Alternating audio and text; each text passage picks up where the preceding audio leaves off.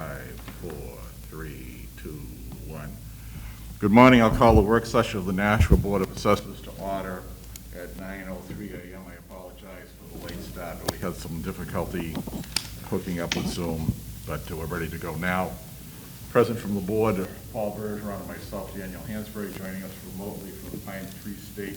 Dan, I'm sorry, I can't hear you. Joining us remotely is Robert Early. Can you hear me now? I hear you now. Okay. I'm going to also take the time to identify everybody else who's at the table with us. Representing Vision Government Solutions to my right is Steve Whalen. Next to Mr. Whalen is Michael Torello. From the City of Nashua, Director of Administrative Services is Kimberly Kleiner. Next to Director Kleiner is Jessica Marchand, our residential assessor. Next to Ms. Marchand is Jennifer Zins, who is our office manager. Next to Ms. Zins is Jackie Marsh, who is our coordinator for the board. And then next to Ms. Marsh is Greg Turgis, our commercial assessor. Okay, at this time we're going to recognize the representatives from Vision Government Solutions for their presentation relative to commercial and industrial properties. Thank you. My name is Michael Torello, Vice President of Vision Government Solutions, and what we wanted to go over today was the commercial valuation process, and everyone has a summary report that we've created. So the process here, doing the valuations for the commercials, is basically similar to doing regular fee appraisal work in the sense that we're doing mass appraisal, which is a group of properties. We're still looking at the three approaches to value, which is the cost approach, sales approach, and the income approach. So I'm going to go through each of the approaches and then talk about the rates that we're setting for the cost, which would be land values, building costs, and then talk about the income, which would be rents and cap rates.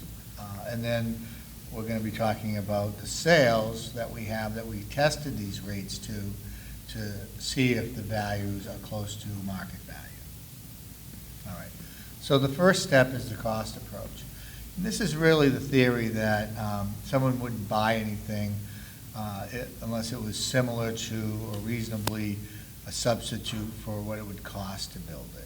So basically, we look at construction costs locally, nationally, and then test these costs to the sales to check for land residuals. We don't have a lot of land sales in commercials. If there's something purchased for commercials, a lot of times they tear it down because there's just not a lot of available land.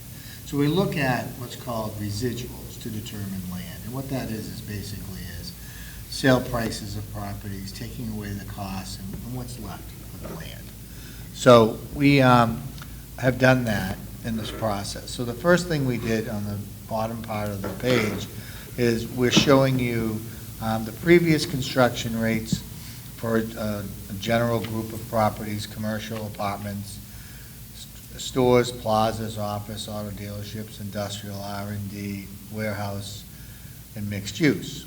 These are the major categories of properties in the community. We're showing you that what the rates were and what they are now, since they were done in 19. So you can see here, like for the commercials, the rates are, the new rate's $72.50, the older rate was $63. Apartments have gone up a tremendous amount, they're $150 from $100. Residential apartments, $160 from $98. You can see though that some of the stores and office and auto dealerships are relatively flat. These are the areas that have been more affected by the COVID situation over the last few years and has remained more stable. Industrial has gone up quite a bit for the need for industrial space and warehouse. R&D has also gone up. Warehouse has gone up in phase 2. Different types. We have identified basically cinder block or concrete warehouse, or pre-engineering is metal warehouse. They have both gone up, and the mixed use portion has gone up a lot because the majority of a lot of the mixed use properties are more apartment based than retail based. A lot of times you'll have 2-3 stories and the first floor is retail, but the rest of it's apartments. So that's drawing that price up because of demand for the apartments. These are average prices for construction. They don't account for the added components, the physical components. They don't account for the quality and the condition. Those are going to be done individually with the properties. We set the standard rates, then we have the ability to make adjustments for these other variables, like higher quality construction, lower quality construction. We make positive or negative adjustments through it. What I'm showing you here today is if it was an average structure, if it was an average income approach, this is what the rates would be. Excuse me, Mr. Chairman? Yes. I really can't hear unless the person is speaking into the microphone, so How's this? Is this better? that's much better, yep. Okay, I'll do that. I'll bring it up. Testing, good? This is good? That's good. Yeah, okay. So, going forward with that, we will use these rates, and then we will start to reconcile the properties based on starting at average and making adjustments left or right as needed. And just to be clear, is that the price per square foot when Per you're square looking at that foot. price? Exactly, Okay. yeah. All right. Now, as we go into the land valuation, looking at these rates and testing the sales, because a lot of the construction rates have gone up a lot for certain categories and not for others, the land indication was an increase, but a smaller increase, because a lot of the commercials, the office and retail, which are relatively stable. So the land has gone up approximately 5%, from a base of 250,000 an acre to 262,500 an acre. However, that is for an average area. Now, we have about 20 adjustments that we make depending on Daniel Webster Highway, Amherst Street, residential areas, downtown. So I didn't put all 20 here. What I did was I just showed you ranges of if it was in a fair location or below average, above average, good, very good, and excellent. So you can get a feel for the diversification of these values. Obviously, if you're in Daniel Webster Highway, you're at the excellent high-end areas. If you're in the residential areas where it's a mom and pop and something smaller, then you'd be on the lower end. And then some of the other things like Amherst Street and some of those Broad Street, some of those others would probably be in the good, very good area. So once we've set those and we have our depreciation schedule going that we've tested, those are the three components that we need. We need the building placement cost new. We need a replacement cost less depreciation. And then we have the land value. And those components create the cost approach. We use the cost approach because it gives you the ability to see every type of value on a property record card. You can see the cost of the outbuildings, the extra features, the buildings, and the breakout of the land. However, the majority of commercial properties are purchased based on the income approach, which is the rent they receive, the vacancy for the building, the expenses, the net operating income, and then it's capitalized to a value. That's how the income approach works. So what we do is we use that as the base of value. We reconcile these cost values very close to these values, and then we use the cost on the card so that people can see the individual components as they're valued. That's pretty standard for all assessing offices. The sales approach is also one that we use as support of this test. The sales working based on the rents that we have, the costs that we have, the land values. Are we getting close to these sales for each category? So the next thing we're going to do is we're going to go into, now that you understand the cost approach, we'll go into the income approach and start with the market rents. Again, we look at the income and expense forms that we send out to the property owners, which is confidential. We look at surveys from national surveys that we have that show rents and cap rates like CoStar and other types of places that give us support for what these rents should be. So on page 3, again, this is per square foot, well, except for the apartment, which is per month. And again, what we have here is, this is average rents. The tables are all built on average.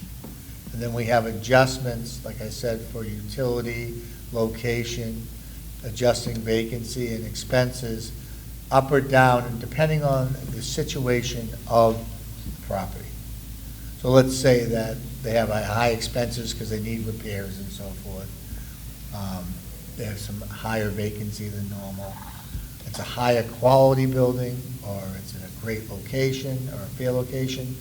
Further adjustments to these rents would apply for each individual property so that we can get it as accurate as possible when we do the valuation. These here that we just go over quickly, you're going to see similar to what the construction was, that the apartments are going up from what we had for a rate from 19 of 1,330 for a 2-bedroom up to 1,800. Now this again is average apartment building, let's say like a 10-unit or a 12-unit box apartment building, maybe a few years old. It's not the brand new ones that are out there. Those will go for much more.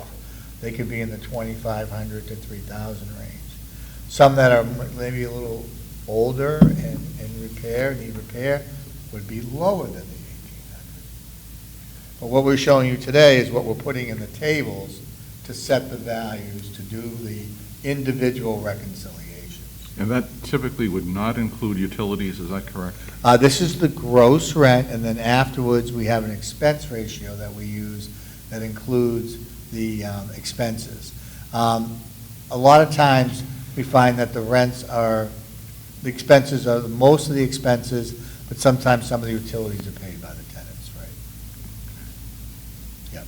Thank you. So that percentage is usually about a third of the income, and the vacancy has been ranging not that high. The vacancies are pretty low, 3-4% for the apartments.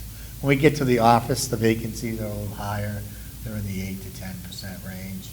The retail's vacancies are around 5-6. They're not too bad.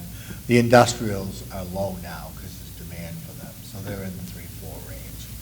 So the low ones are the apartments and the industrials. The little bit higher ones are more the office. A little less higher would be the retail. So as we go through these, you can see that some of them have gone up quite a bit. The banks have gone up a lot. I'm not sure if the rate was a little bit low and how it was used, but the average for banks are usually in there at $30 range. They're usually fairly high. Some of this change might have been the methodology and how it was done last time, but we're setting it with what we see now for what the rates should be. So when we do some of the adjustments to the banks, we may do them a little differently than what they did last time, because it looks like they might have used the 18 and then maybe made higher adjustments than we would. We try to look at like a branch bank and say, okay, a normal one would be around 30. If it's really nice, then we'll go up, or if it's a little less, go down. So this one, I just wanted to make clear that that could be the way that their methodology on how they valued it. Because 18 just seems low to me. Auto dealerships, again, auto dealerships have had a hard time now because they can't get their parts, they can't sell cars, and COVID and so forth. So over the last few years, it's been fairly flat with the rents on those. Fast food, though, during the time of only the restaurants that have done pretty good, have been the fast food restaurants because of all the takeout and so forth that had occurred. The regular restaurants, unfortunately, you'll see that, like, if you haven't been to a restaurant for a while, you go to it. Went to my favorite deli yesterday in my office, and it no longer exists in Hudson, Massachusetts. And it's just like, well, some of the restaurants just didn't make it through. So that, again, has also been somewhat stable on the restaurants. Manufacturing's gone up quite a bit. Office has gone up a little bit for rents, but fairly stable. Medical, a little better. R&D's gone up well. Like I said, the restaurants have been fairly stable. Retail, stable, slightly up in some of them, and the warehouse demand has been high. So these have been looked at based on the I&Es and also the surveys from varied types of surveys that are out there, realtyrates.com, all kinds of different things. So once we've set these rents and we've set the vacancies and expenses, now we'll use the capitalization rate. And that's basically, it is a process where a capitalization rate converts a net income stream to a present value. And this capitalization rate can be used from extraction of sales, which we've looked at, through the surveys themselves, and then the band of investment, which is a financial process of looking at mortgages and equity. So there's a couple methods for determining the capitalization rates. Again, we've gone through on page 4.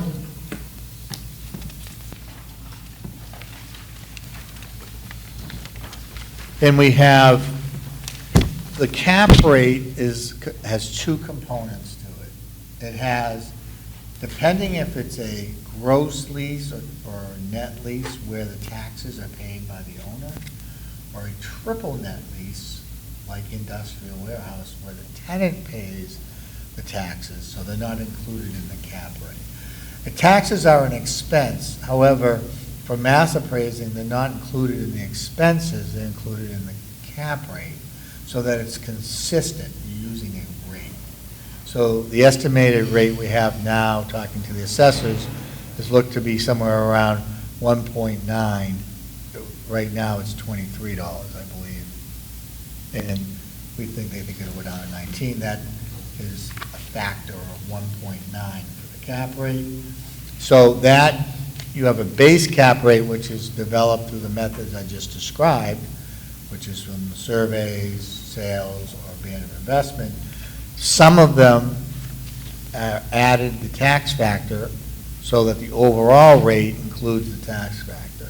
So if we go to apartments, the cap rates for the apartments in the 6 range, we applied 6.1, we have an 8 overall because the taxes are included for the type of apartments that you have. Apartments do, usually the owner pays the taxes on it. If we continue down, and then you can look to the right, is the previous overall rate of what was in there.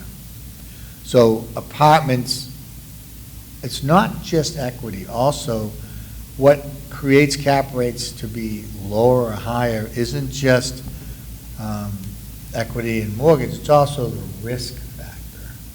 So if things are not in demand and there's high risk of not renting it and high expenses and so forth, that is also affected by the cap rate because they have risk factors in the sense of 50 basis points, 100 basis points, because I don't want to invest in that right now. It's not hot in demand. So that's another variable to the cap rate. So obviously apartments have been very much in demand. Their cap rates are lower. Nursing homes have struggled, so forth. So that rate is higher than it was last time. Again, due to the economic situations going on with COVID and so forth for the nursing homes. So the nursing homes, the hotels, restaurants, and the retail and office seem to have taken the stronger hits in the market over the last few years, and it's held to this date, as we're still pretty much in a COVID situation to a degree. So you'll see here when we go to the hotel, it was high last time they had, and it stayed high. Industrials have come down because of demand, 82 to 75. So industrials, we do not add the tax factor to it, where the first other 3 we did. Apartments, we noted up top, that is similar. Oh, there's a little typo there on the base cap rate for the apartments. That should be 6.1 for the residential apartments. And then as we go down, banks have been stable. Car dealerships are down slightly, but pretty close. The fast food has done better than it was before. Again, another one that did well during the last 3 years. Mixed use has done well because a lot of the mixed use is apartment-based, so that's tied into the apartment's demand. And then office has not done quite as well. Restaurants been flat. And then retail, some retail has done okay. That has come down a little bit from what we had 3 years ago. Hospitality, that's flat. And the service stations have been relatively flat. So this cap rates kind of tie into the rents and the building costs, similar patterns. And this has all been looked at and supported through the market data. So the next thing we did was we applied all this information into the system. And then we took all the sales for some of these types of properties. If you look at the bottom of the page, the retail sales, the commercial apartment sales, residential apartment sales. The difference is commercial would be like a big concrete, high-story type building.